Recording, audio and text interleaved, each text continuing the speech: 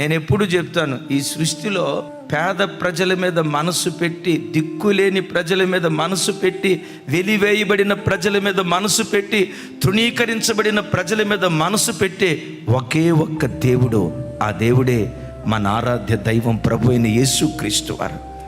ఒకవేళ నీ పేద స్థితి, నీ దయనీయ స్థితి, నీ దిక్కులేని స్థితి నీ సొంత తోబుట్టువులకి అసహ్యమైపోయిందేమో.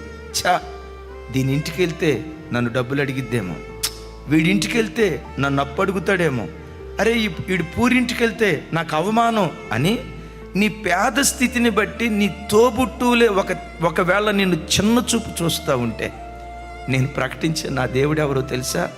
ఆ చిన్నవారి ఇంటికే వచ్చి ఆ చిన్నవారిని పెంచి పెద్దవారిగా చేసే దేవుడు.